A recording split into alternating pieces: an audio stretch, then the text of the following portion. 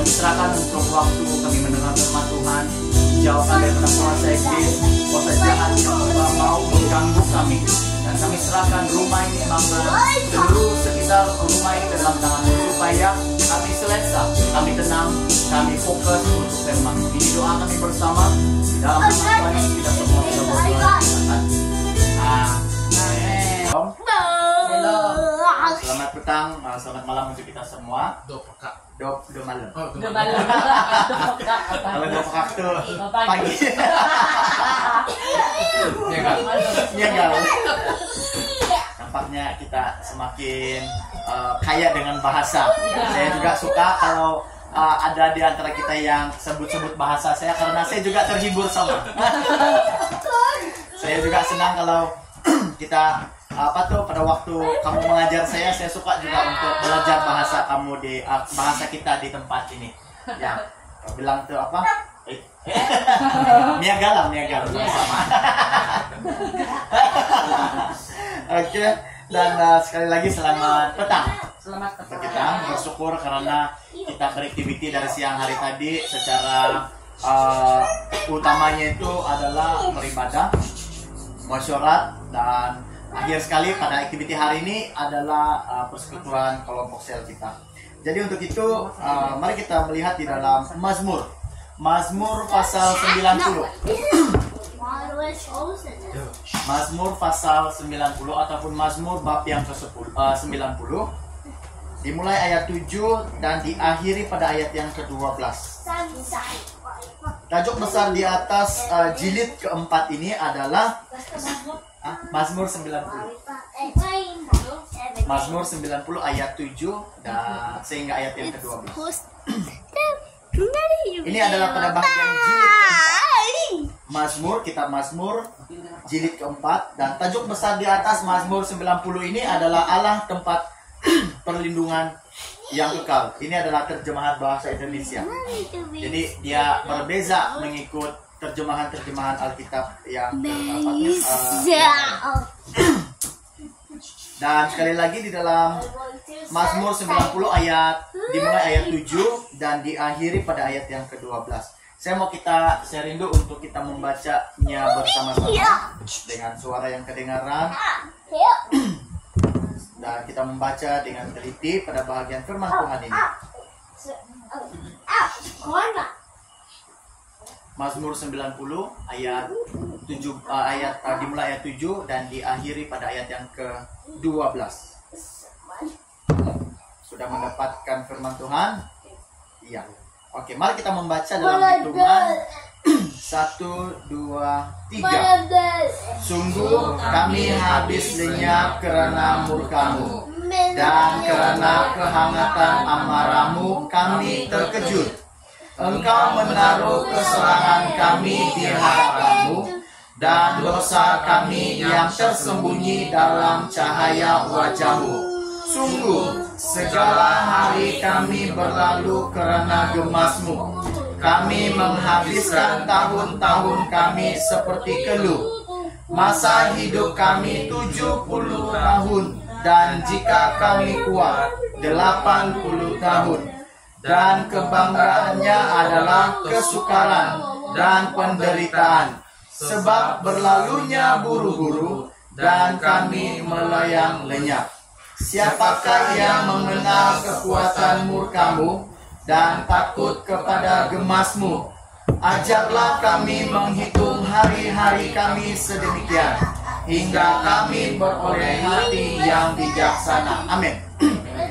Sekali lagi saya baca untuk kita pada bahagian ayat yang ke-12, terakhir pembacaan kita tadi. Firman Tuhan berkata ayat 12, ajarlah kami menghitung hari-hari kami sedemikian, hingga kami beroleh hati yang bijaksana.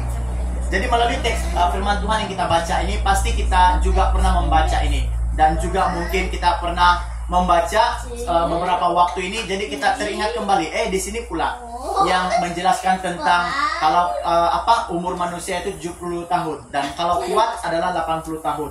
Tetapi itu yang dapat diperhitungkan oleh Mazmur Daud pada bagian ini. Tetapi kebanyakannya tidak sedikit juga orang-orang yang kita kenal, yang kita tahu, yang sudah mencecah daripada 100 tahun dan ke atas. Jadi itu adalah dikirakan adalah bonus. Ya, seperti itu. Jadi bersyukur karena usia yang masih dilanjutkan oleh Allah.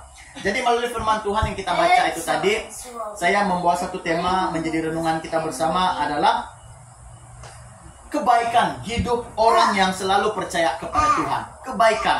Oke? Kalau kita berkata tentang kebaikan, pasti banyak pengalaman-pengalaman kehidupan kita secara pribadi, keluarga maupun jemaat. Di dalam selama kita dari mula kita mengenal Tuhan, dan sampailah kepada hari ini, bahkan bukan hari ini saja tetapi sampai seumur hidup kita. Inilah menjadi harapan di dalam kehidupan kebanyakan orang Kristen. Seperti itu. Jadi tidak sedikit kita juga berusaha hidup menurut apa yang diperkenankan Tuhan di dalam firman Tuhan.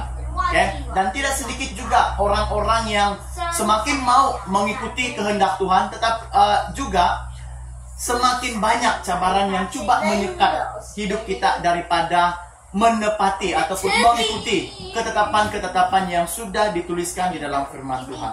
Jadi untuk itu, pasti kita berpikir, semakin kita mengikuti kata-kata firman Tuhan, semakin kita mengikuti ketetapan-ketetapan firman Tuhan ini, semakin itu kita didorong untuk berpikir bahwa ada kebaikan-kebaikan yang dapat kita miliki, yang dapat kita nikmati pada waktu kita hidup semakin percaya kepada Tuhan. Pasti banyak.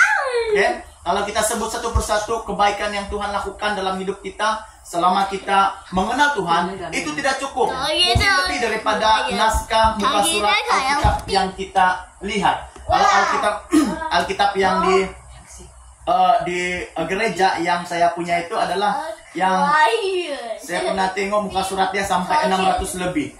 Jadi kalau kita menghitung kebaikan-kebaikan Tuhan sepanjang kita dari mulai kita percaya, bahkan hari ini pasti banyak, melebihi daripada apa yang kita lihat, yang kita dapat pikirkan, yang dapat kita nikmati. Karena apa yang kita nikmati itu seolah-olah itu saja kebaikan Tuhan, tetapi sebenarnya tidak. Bayangkan, kebaikan Tuhan itu terjadi pada sebelum pun kita mengenal Tuhan, terlebih juga pada waktu kita sudah mengenal Tuhan.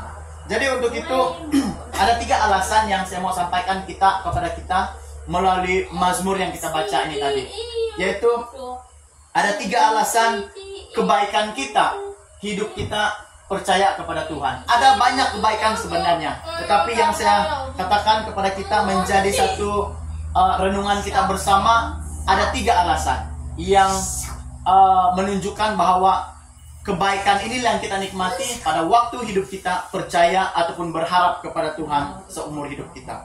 Yang pertama, pada waktu kita percaya kepada Tuhan ataupun menyerahkan hidup kita kepada Tuhan, yang pertama, janji Tuhan senantiasa ada bagi kita. Mungkin kita berpikir bahwa asik-asik janji.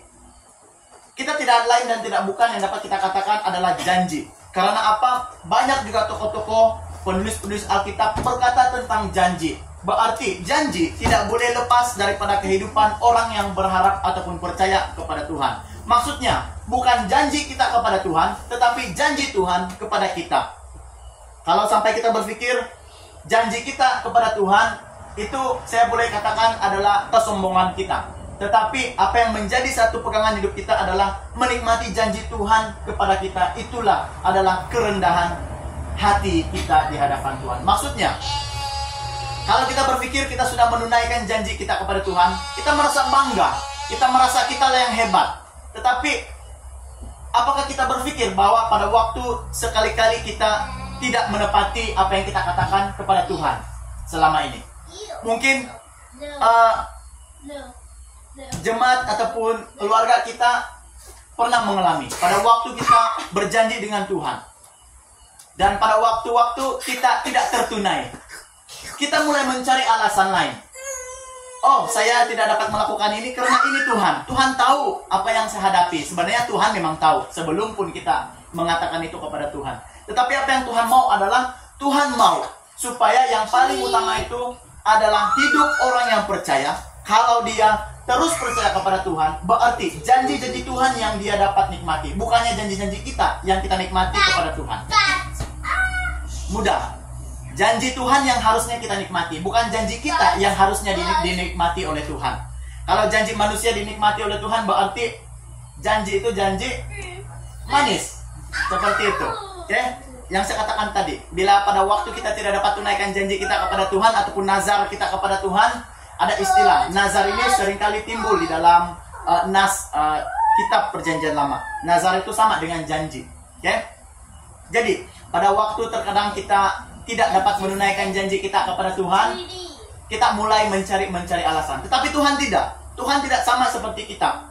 Dan Tuhan, saya boleh katakan, Tuhan tidak pernah tidak melakukan ataupun melaksanakan kalau Tuhan berjanji akan melakukan ini kepada kita. Lihat saja, firman Tuhan berkata pada dalam perjanjian lama bahkan juga perjanjian baru, bahwa kalau bangsa Israel tidak percaya, tidak menurut dan tidak patuh akan perintah Tuhan, berarti ada hukum-hukum Tuhan. Jadi kalau kita melihat di dalam perjanjian lama ini lebih berkata tentang hukuman dan ketaatan. Kalau kita taat, kita baik. Kalau kita tidak taat, terima, sedialah menikmati hukuman. Seperti itu. Itu kebiasaan yang sangat menonjol di dalam perjanjian lama. Tetapi kalau kita beralih kepada perjanjian baru, itu lebih kepada anugerah yang cuma-cuma. Begitu. Jadi itulah yang pertama, alasan kebaikan yang kita nikmati pada waktu kita tetap bersandar, percaya, dan berpaut pada Tuhan. Itu saja. Yang paling utama adalah janji Tuhan.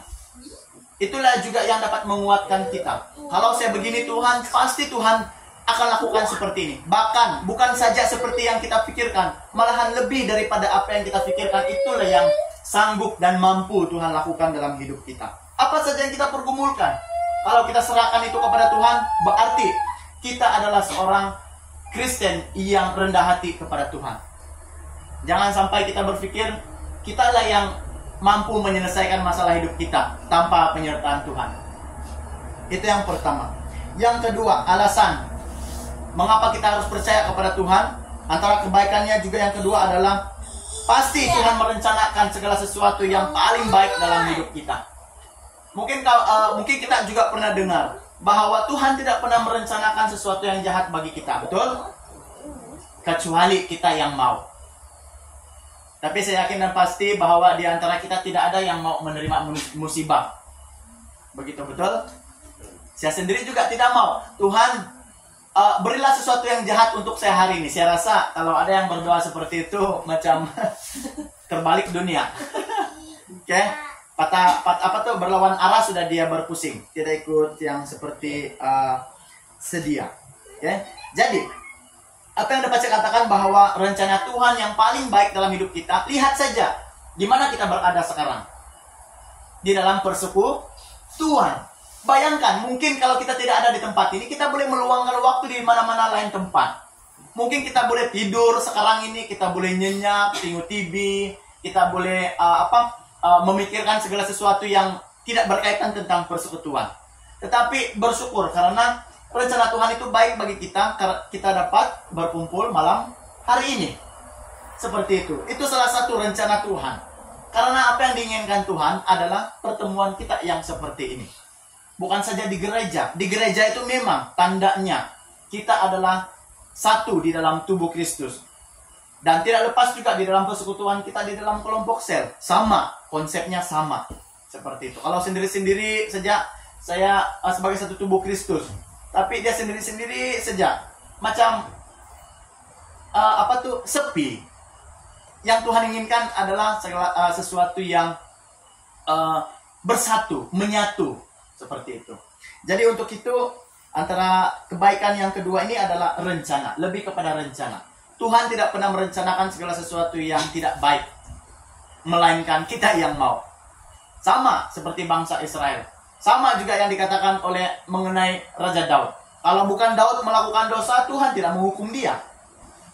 Kalau bangsa Israel taat dan patuh kepada Allah mereka, pasti mereka tidak akan ditimpa musibah, belalang semua yang merosakkan apa yang mereka seharusnya nikmati dengan berlimpah. Kematian anak sulung itu adalah salah satu yang dinyatakan Allah di tengah-tengah orang percaya, bangsa Israel, bahkan juga bangsa yang tidak percaya kepada Tuhan. Sama konsepnya seperti kita hari ini. Kalau kita tidak taat dan patuh kepada Tuhan, bagaimana kita mau menikmati kemurahan rencana Tuhan di dalam hidup kita? Seperti itu. Itu alasan yang kedua. Yang ketiga, terakhir. Pada saat waktu hidup kita serahkan sepenuhnya kepada Tuhan ataupun percaya kepada Tuhan, kebaikan yang ketiga adalah Tuhan tidak pernah meninggalkan kita. Mungkin kita juga selalu dengar, manusia sering meninggalkan Tuhan. Tetapi yang kita tidak pernah sesekali dengar, itu adalah Tuhan meninggalkan kita.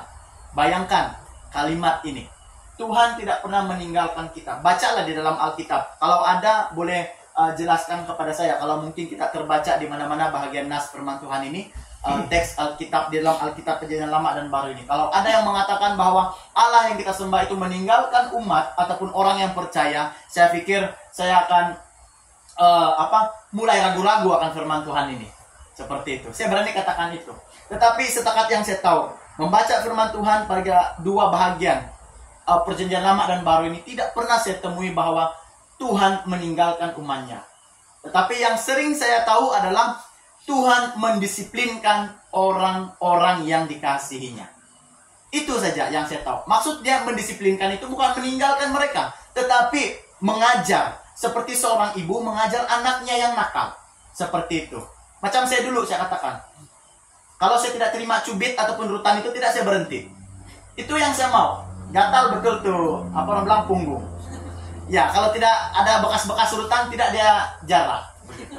Itulah kehidupan saya dulu. Jadi, kalau bilang exercise tangan, mungkin kuat. Sampai hari ini, patutlah tangan mak saya bilang mengurutkan kuat. Sebab dari dulu dia exercise dengan saya. Dia cubit, dia rutan. Iya, tapi yang saya bersyukur adalah dia rutan hanya bagian punggung pergi bawah. Wow, bagus juga kan?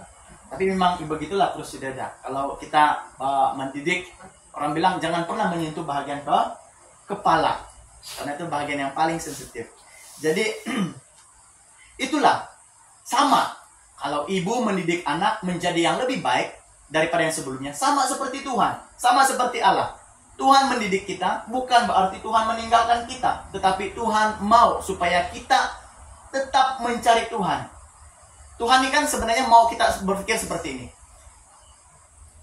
Tuhan mau sesuatu yang kita hadapi itu supaya kita mencari Tuhan, bukannya meninggalkan Tuhan. Tetapi ada orang berpikir, oh semakin saya percaya semakin banyak musibah. Semakin saya percaya datang ke gereja makin banyak masalah. Semakin saya kenal siapa itu Tuhan, semakin saya melangkah naik tangga mengenal siapa itu Tuhan, semakin itulah masalah-masalah yang datang. Saya terdengar satu kalimat yang dikatakan oleh Pastor Palimon tadi. Semakin kita giat, kuat, aktif dalam pelayanan, semakin besar cabaran kita. Saya bersetuju dengan kalimat itu. Karena apa? Pada waktu kita semakin kuat, semakin teguh, semakin berharap kepada Tuhan, ada cabaran-cabaran yang kita hadapi.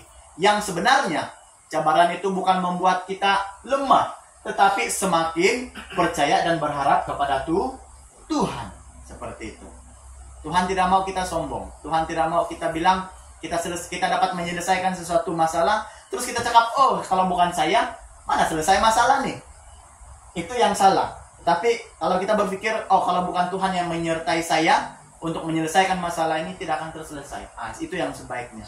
Jadi begitulah dalam kehidupan kita yang kita sama-sama harapkan bahwa Tuhan mau kita menikmati kebaikan-kebaikan yang daripada Tuhan. Pegang ini bahwa Tuhan tidak pernah mencobai kita. Tetapi Tuhan mengizinkan pencobaan itu untuk kita hadapi. Sama seperti Ayub. Tuhan mau supaya iblis itu tahu bahwa manusia yang diberikan pilihan bebas untuk memilih itu dapat membuktikan kepada iblis bahwa orang yang diciptakan oleh Allah ini taat dan patuh kepada Tuhan. Sama seperti kita. Pada saat kita semakin berharap kuat di dalam Tuhan, iblis itu semakin takut, semakin lari. Walaupun dia akan bawa geng-geng dia lebih banyak untuk mencobai kita, kan? Tetapi tidak mengapa, dia bawa satu kampung kah, satu daerah kah, satu negeri kah pergi mencobai kita akan tetap kuat karena Tuhan lebih berkuasa seperti itu.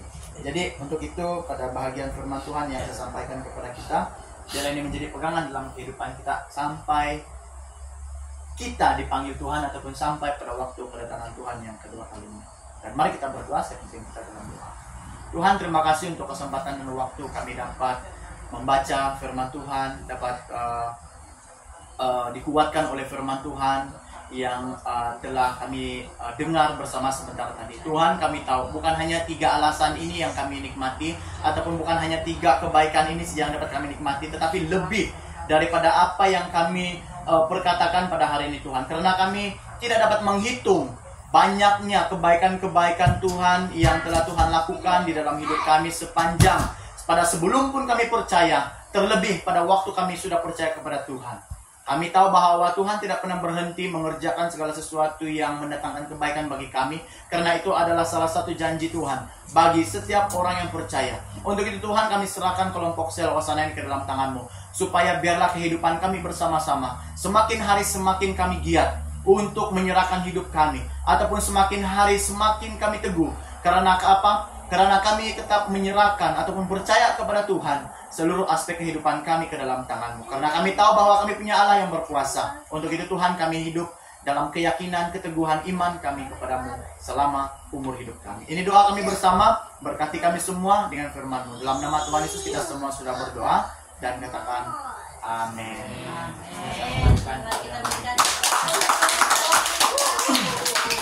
Ayat kita deh. Ayat. Nanti mau kasih saya nanti udah kasih masuk betul-betul. Memanjangkan Pastor, kalau kau Pastor, kalau kau cakap begitu, kan saya ada amanah. Setia itu terpaksa. itu yang saya suka tuh.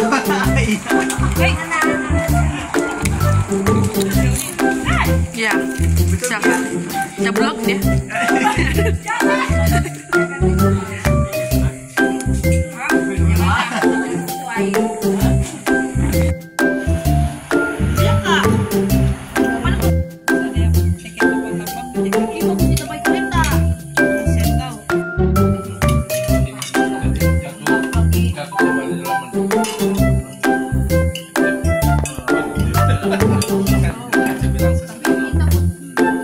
Kita